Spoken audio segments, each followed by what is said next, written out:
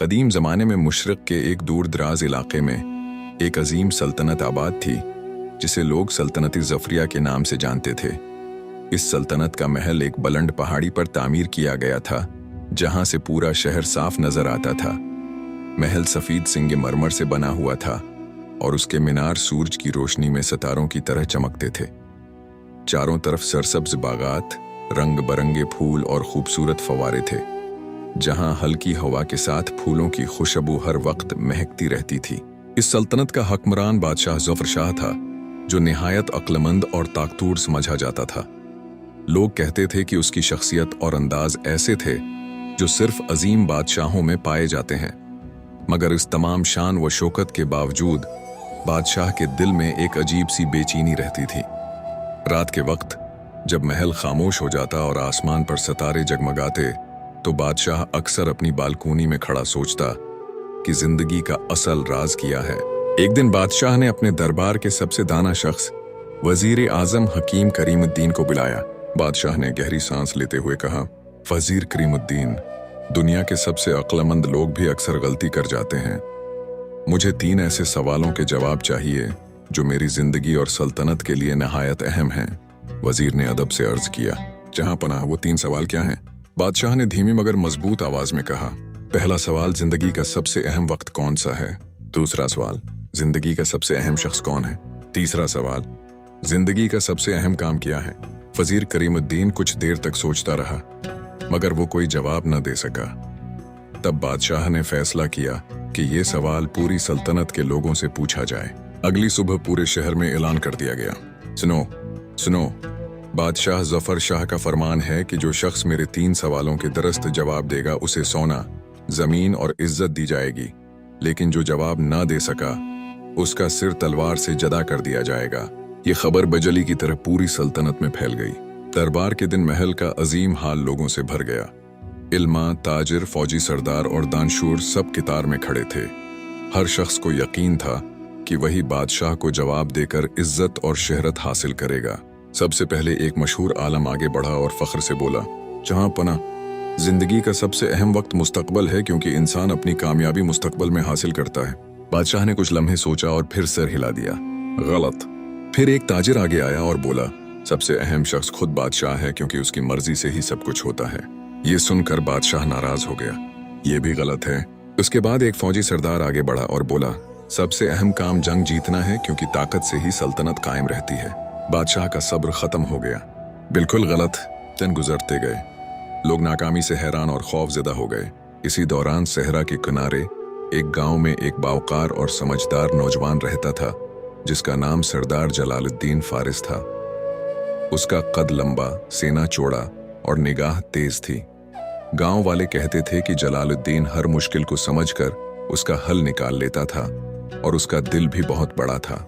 एक शाम जब जलालुद्दीन अपने दोस्त इब्रार के साथ सूरज की रोशनी में चमकती रेत पर बैठा बातें कर रहा था तो इब्रार ने कहा, जलालुद्दीन, क्या तुमने बादशाह के 3 सवालों का ऐलान सुना है?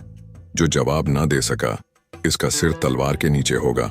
जलालुद्दीन हल्का सा मुस्कुराया और बोला। जब जलालुद्दीन महल के दरवाजे पर पहुंचा तो उसने देखा कि दरबार लोगों से खचाखच भरा हुआ है। हर शख्स हैरत और खौफ के मिले जले एहसास के साथ खड़ा था।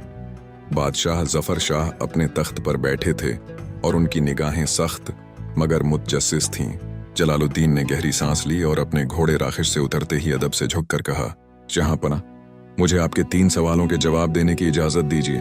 बादशाह ने संजीदगी से सर हिलाया। अगर जवाब दुरुस्त हुआ तो इज्जत और शहरत पाओगे और अगर गलत हुआ तो जान का खतरा होगा।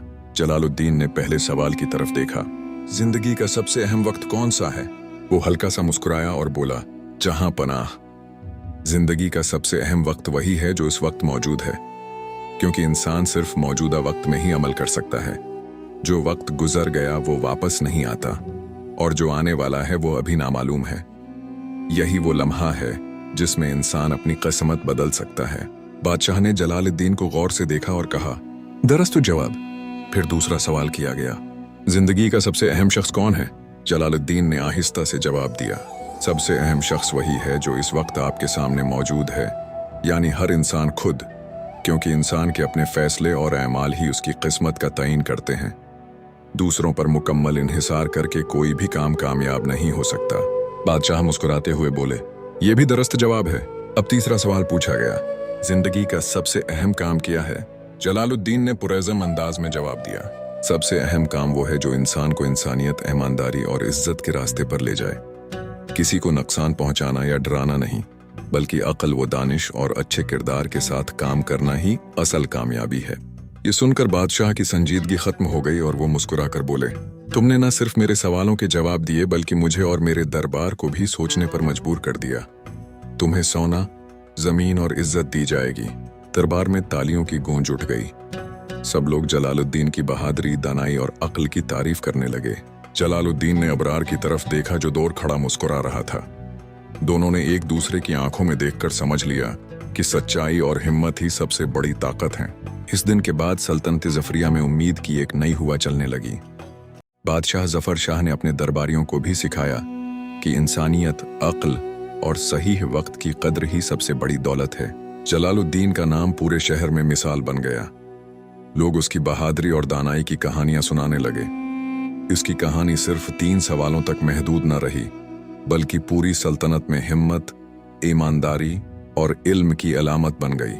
रात के वक्त जब आसमान पर सितारे चमकते और महल की रोशनियां मद्धम हो जाते हैं, जलालुद्दीन अपने घोड़े राखिश पर बैठकर दौर उफ़ुक़ की तरफ देखता। उसे मालूम था कि असल सफर अभी शुरू हुआ है, मगर अब उसके कदम हिम्मत, अक्ल और सच्चाई से भरे हुए थे।